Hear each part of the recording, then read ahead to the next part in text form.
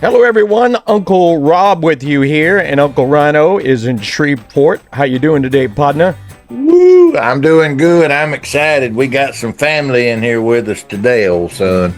We have got ourselves a great one here. We are. This guy is a Grammy winner. If you have, He is? that's what you've told me. Oh, yeah, that's what they told me, so I believe it. So, if you haven't heard this man, haven't seen this man on the stage, I haven't seen him in live person, but his videos, he's pretty energetic.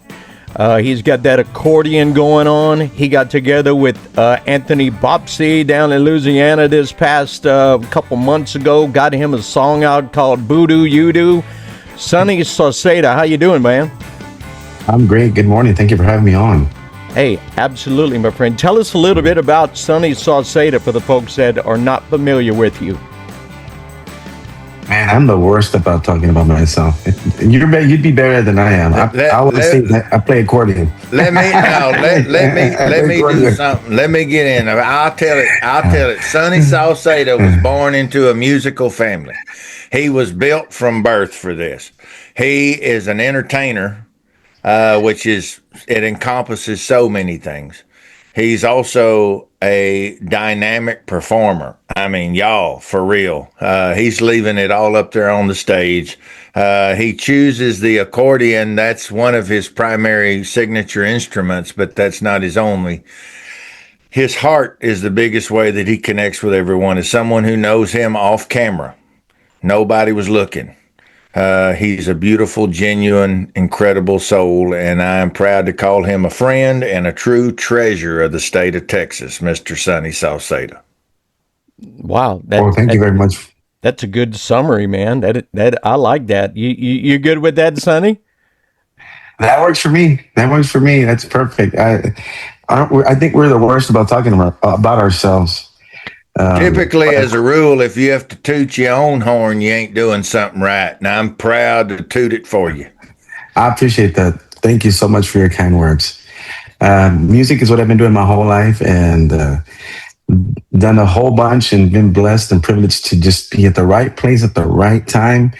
And we have Voodoo You Do. It's released with Anthony Dupsy from Rocket Dupsy Jr. and the Zydeco Twisters. And I think that's what they're called. So, yeah, it's exciting. Just talked to them today. We're getting ready to start talking about a video shoot. So we're getting that rolling. We're looking for our voodoo, our voodoo queen. Yeah, Ryano could probably hook you up with the voodoo queen, can't you, Ryano? I know a couple. I got a couple in mind that you could get hooked up for that. That is an energetic song, man. Where did that? We're going to play that at the end of the interview. We always get the artist to give us a couple songs, and I want to play that one. I'm selfish because I love the sound of that accordion with the Cajun sound, being from Louisiana. Where did that song come about, man? Oh, this guy that I know, this crazy guy that I know from Shreveport. He says he's from Texas. But actually, my buddy wrote that. Uncle Ryano wrote that. So I don't. Did you write with that with somebody else, Uncle Ryano? Yes, sir. Oh, Mr. Okay. Josh Keir.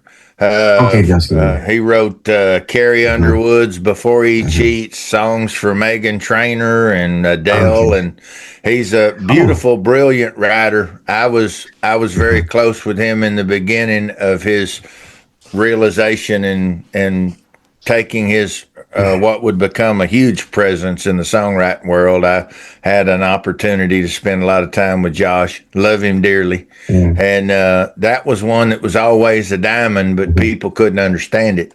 And I was so proud. Sonny, I heard it for Sonny, but obviously the artist has to hear it for themselves. And Sonny he took it to a whole nother level, and him and the team did something that was so beautiful. They took the South Louisiana that is just an inherent part of that culture of South Louisiana, Cajun, and they took the Tejano love and all the feels, and they incorporated the two cultures fully collided. And to me, that's the coolest part about that song is you brought two groups that have so much in common, but I have never heard play on the same record before, and you did it for the first time, Mr. Sunny Sauceda. I appreciate that. Yeah, and you're right. And you have to hear it. I actually got a little bit of pushback from the label when I first showed. Well, I don't know. I said, trust me, it's gonna work. I know it's gonna work. I just love the hook. And now it's the label's favorite song. Oh, we really like that song. I said, Who told you that now? I mean, I don't want to be the "I told you so" guy, but but you told him so. There you go. But there you go.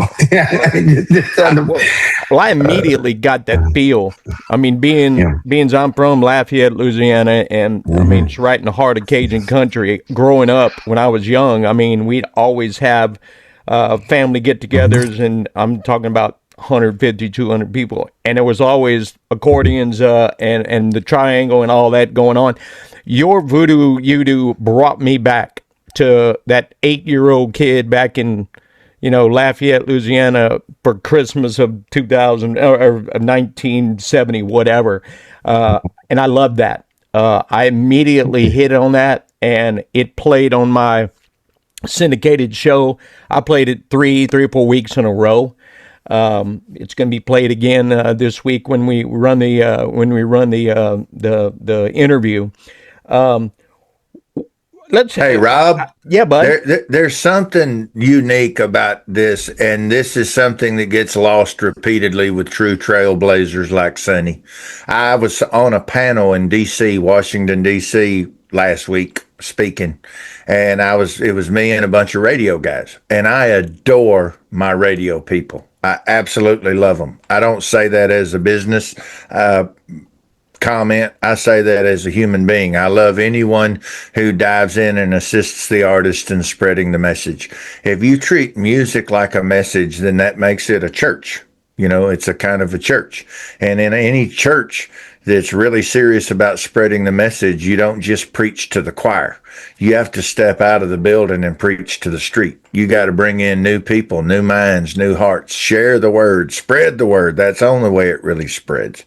And so for me, artists don't chase a format, they make the format. If you only chase what's currently hot, then after you finally compose something that's similar to fill in the blank, and then you spend the 6, 8, 10, 12, 14 months recording it, doing the marketing, rolling it out, whatever was hot on the radio, it's not hot on the radio anymore. That's not the case anymore. So you're always going to chase your own trailer hitch if you only chase what other people are doing.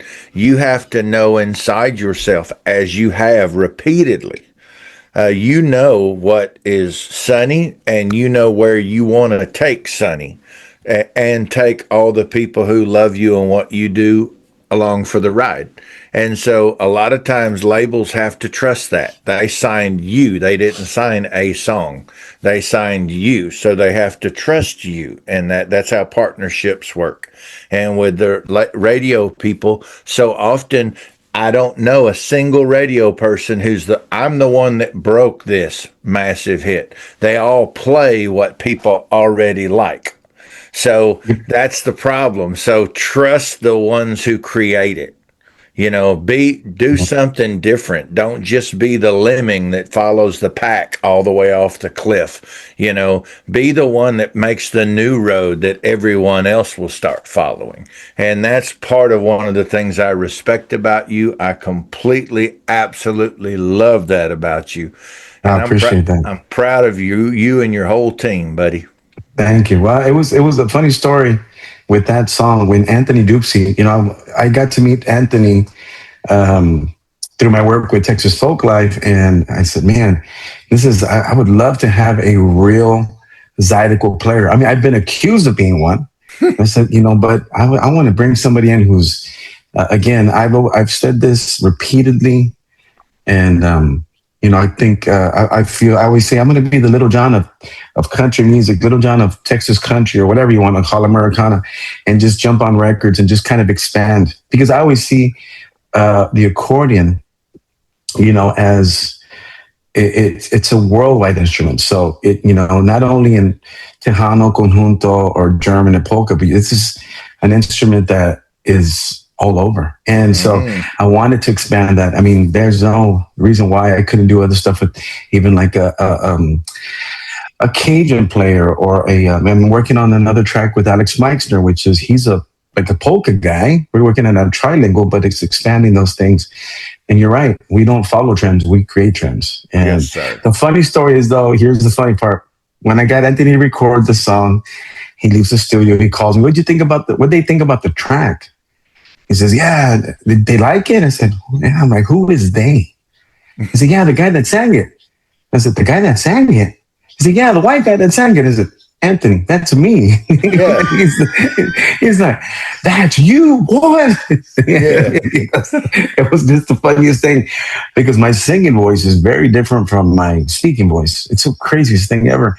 But yeah, I get that a lot. That's you. And it was just funny because I always give him a hard time. Yeah, the white guy that sang that song, he really liked your accordion parts.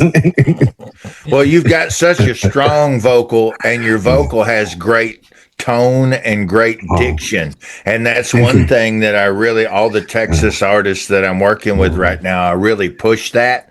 Don't worry about, how I feel. Yeah. Worry about the message and the story, because the vocal is very important. But if they can't understand and have to go on an Easter egg hunt when you're singing something, it misses the whole point of even having lyrics. Yep. And it's a joy. I mean, I understand everything, a lot of mixes, a lot of different styles and genres. They put less importance on that. And that's sad because there are great singers, there are great artists, there are great vocalists, there are great performers. They're not always the same thing. But one thing that is always all of those is the great communicators. And you are a great communicator. I appreciate that. It was a bunch of fun recording that song. When I first started recording, when I first went into the studio, a bona fide country studio, or what we call here, a Texas country recording studio. Man, because I've done a few country songs, I dibble before, but never with the producer, like Whale or like Stormy Cooper, like, hey.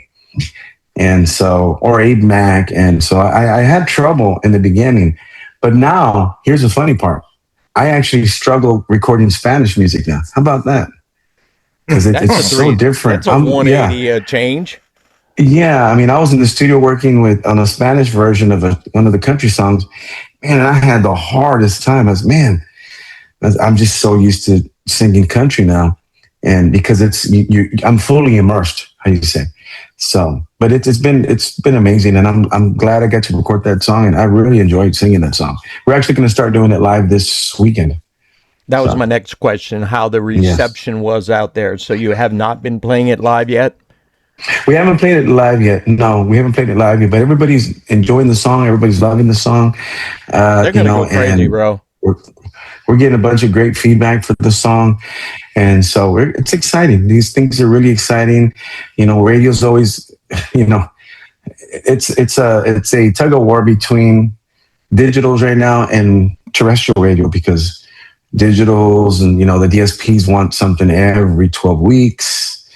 And radio doesn't move that fast. Radio is way slower than that. So it's a struggle with radio. So trying to catch them up. So that's the thing. But everybody's enjoying it. We're getting a lot of good feedback.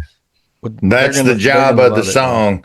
That's the job. That's as a friend and a supporter of you, if I happen to write something or I don't that you choose to incorporate, regardless, I always want to see the brand of Azteca and the brand of you continuing to expand.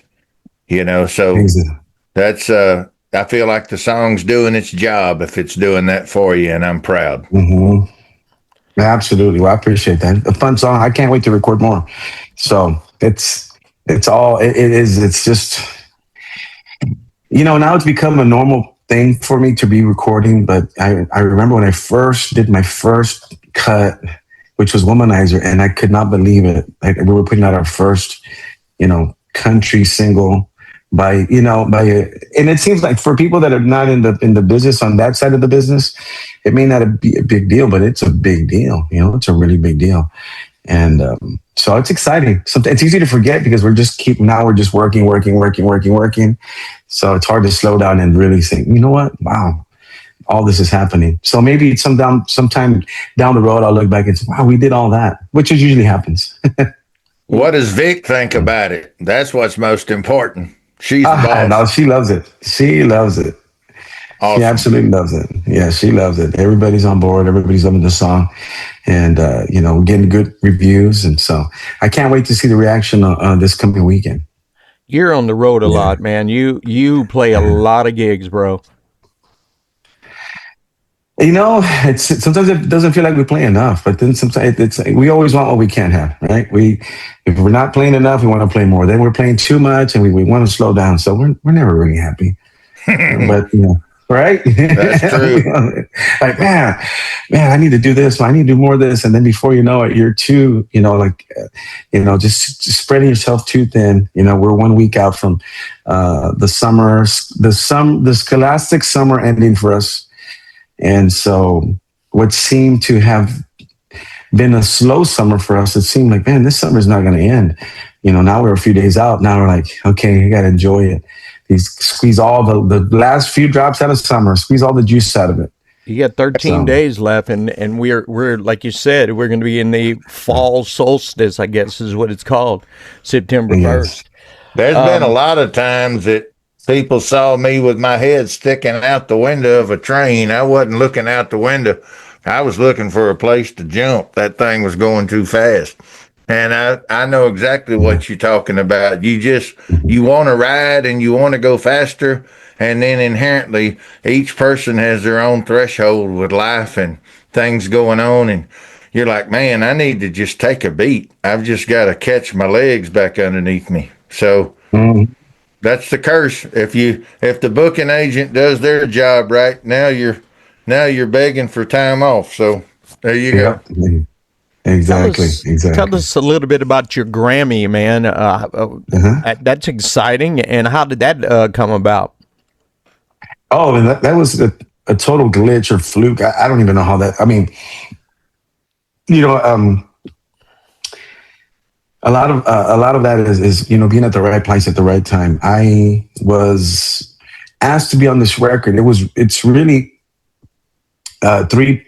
It's myself, Joel Guzman, and David Lee Garza, and they were working on this. It's an instrumental Tejano record, and they wanted me to be part of this. It stemmed off of a live project we had done with 3 accordion players. Had never really been done a lot, and they were about to finish the record, and they needed a few more songs, but they wanted, in their words, they wanted somebody to bring some fire to the project. So they said, whatever you think you want to do, just come on. Do you want to do it? And I said, well, hell yes, because at the time I was what, in my 20s, and these guys were legends already in their own right, and they were asking me to be a part of it. I'm like, shoot, yeah. So number one, being on those records on that record was just a blessing. Number two, to get a nomination, another blessing. And number three, we actually won, and it was for Best Tejano Record. And never in my wildest dreams. That wasn't even on my radar to be nominated. I wasn't even thinking about that. I was never thinking about, oh, I want to get a Grammy. Oh, I want an award. I was just working. This is just part of what we do. It was an opportunity to record with somebody. And I was just like, I was so happy to be, because these are your heroes, right? And now you're on a record with your heroes. So that kind of, it just raises your stock. And so that's kind of how that whole story with the Grammy was just the craziest thing ever. My band, who I was with, Grupo Vida, was nominated, and my side project was nominated. So I had 2 nominations in the same category for the Latin Grammys. Wow. And there's 5 people in the category? And there's 5 nominees.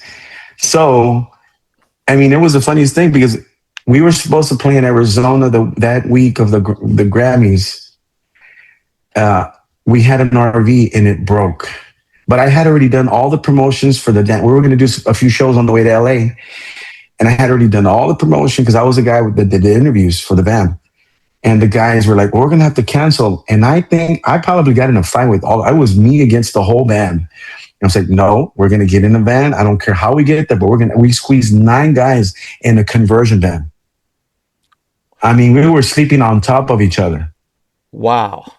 Yeah, and because I was really, and it wasn't because of the Grammys, it's just because it's your standards, right? We already promoted the show. We're not going to cancel the show. We're not going to show up. We have to figure out how to show up, rent some vehicles, whatever we had to do. So we jumped in this van, drove across, did our show in Arizona. Then we went to LA, and we barely made it on time, right as they were announcing the category and the winner is, and we're just like trying to run to get inside the ceremony because they were announcing the winners. As soon as I walk in, I hear my name and I'm like, holy moly. And it's for my side project. So it kind of turned into a whole other mess with the band. They thought that I had it planned. I said, no, I didn't have it planned. I didn't even know this was going to happen. I was just trying to help. But I was just trying to make sure we got the gigs done. And sadly, Joel didn't go to the Grammys, nor did David Lee. So when I took the pictures with the Grammy, it was just me. Like nobody else showed up. It was just me. So it looked like I won by myself, even though I didn't win by myself. And I always give them credit, but I can't make this up. That's how it happened. And it's so insane. They're probably kicking themselves for not showing up, though, or not being. Well, that's part of it. That's part of the deal. You gotta show up. I didn't know what was going to happen. I didn't know. I didn't really think about it. I never do.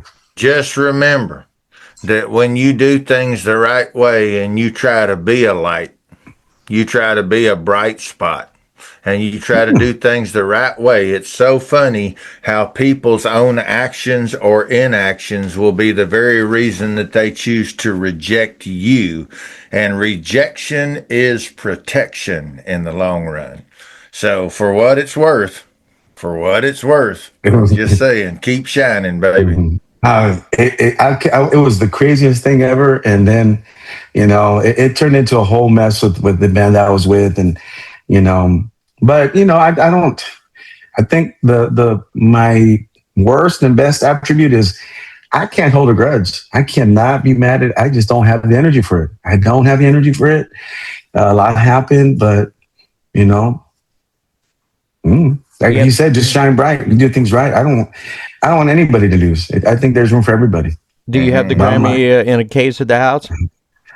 It's on my mantle. Yeah. And then that same record won the Latin Grammy. And the third one is for a children's record I did with a bunch of other artists. So that was kind of cool. So you've won 3? I won 3, yes. Wow. I have 7 nominations. I won 3.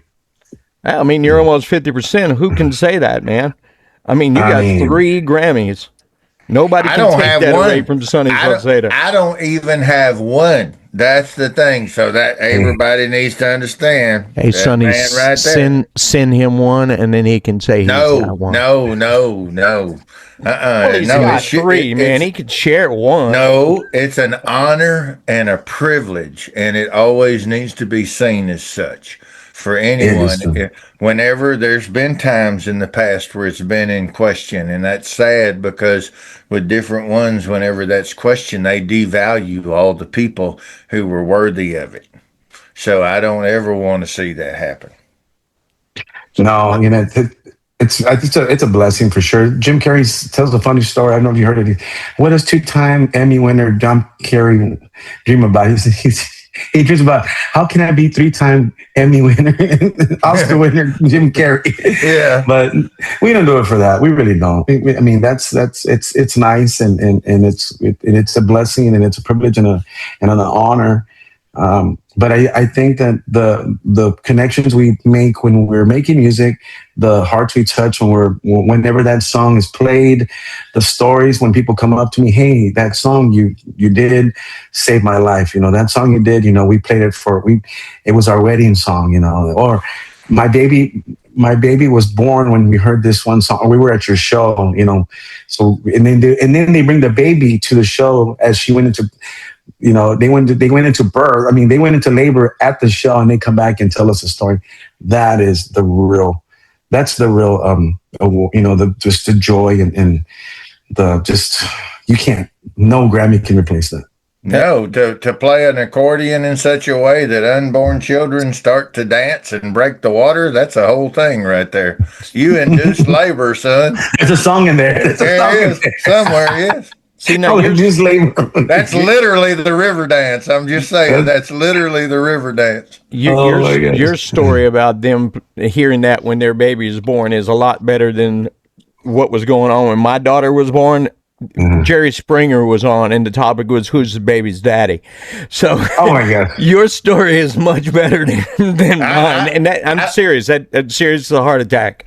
My music in the past was blamed for babies being made, but I ain't ever had anybody make a connection for one being born. So you got me beat again, brother. No, man, no. I mean, it just happens after all these years of playing music, and it's again. All these people we meet, my dad used to always say, we may not be rich of money, we are rich of music and friends, for sure. Mm-hmm. And if you make friends everywhere you go, you'll never be alone in life. Mm-hmm. That's the advice he ever gave me. Your music is being played on some red dirt shows that are out there. There's one in particular that we syndicate on our radio station, and he plays you on there, every couple of weeks or so. I'll hear you on there, and I was like, that's old Sunny right there. Soon we're going to have to get Voodoo You-Do up on there. Yes, absolutely, yes.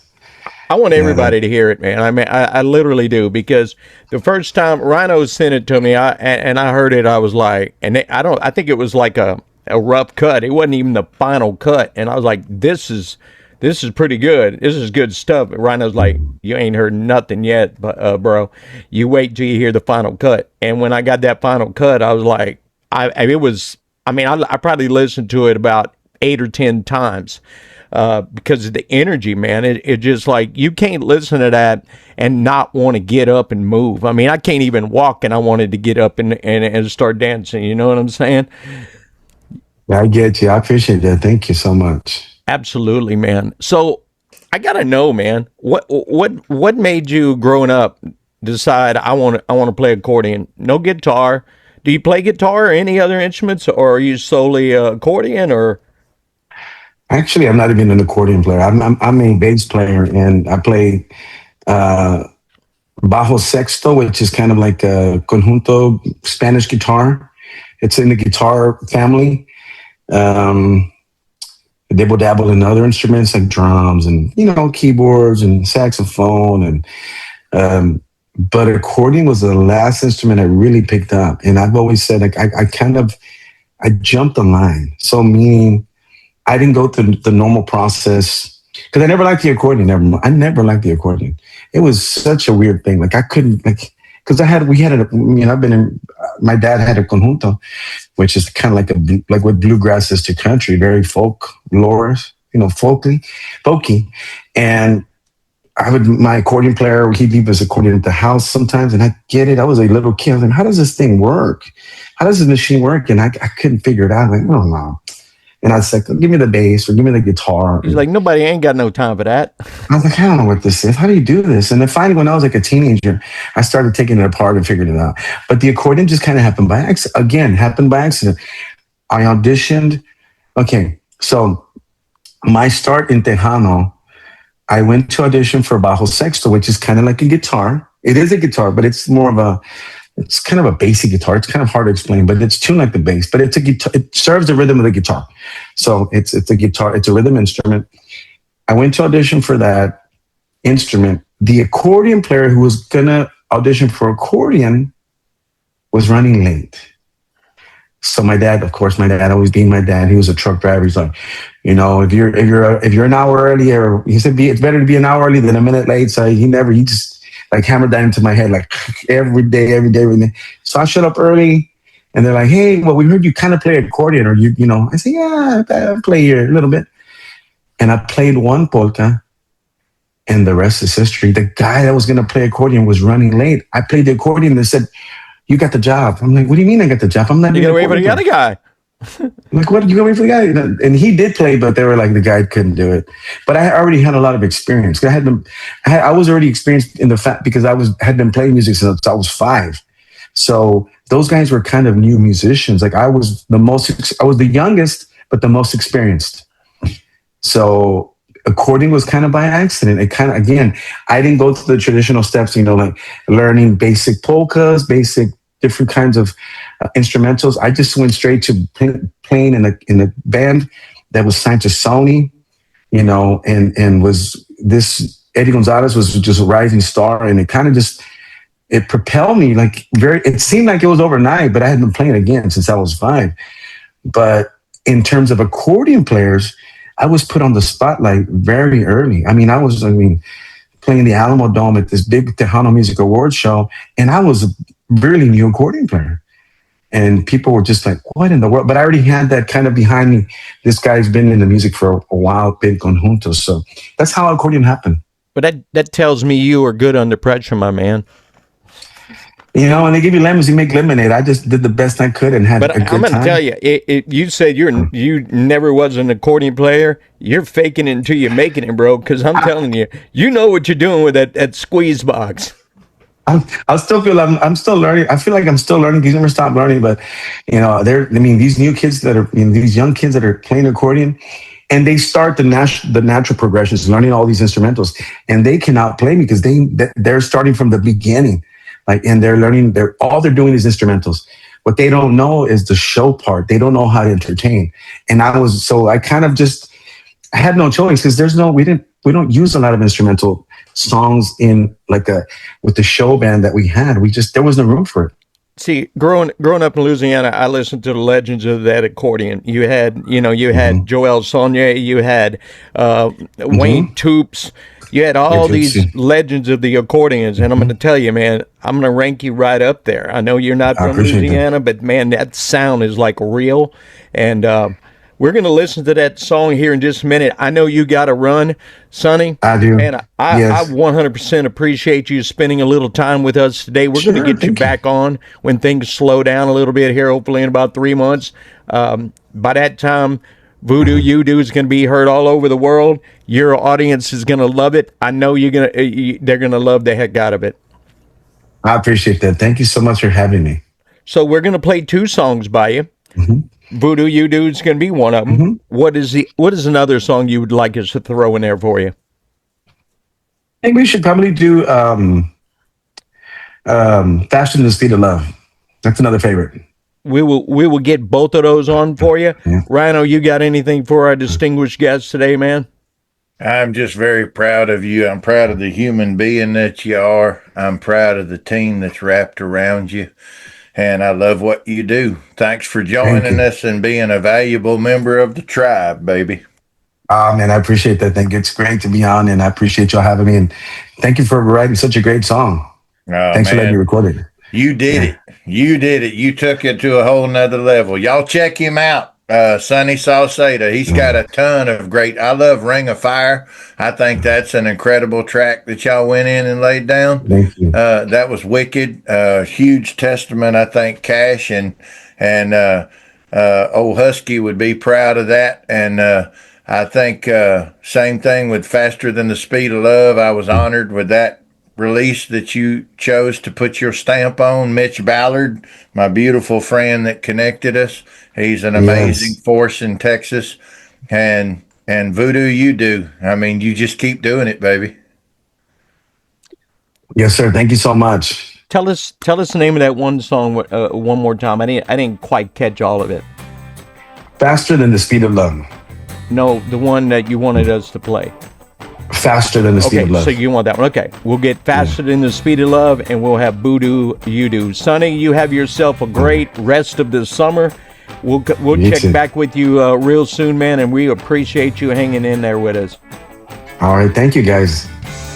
Here it is, Sunny Sauceda on The Uncle Show.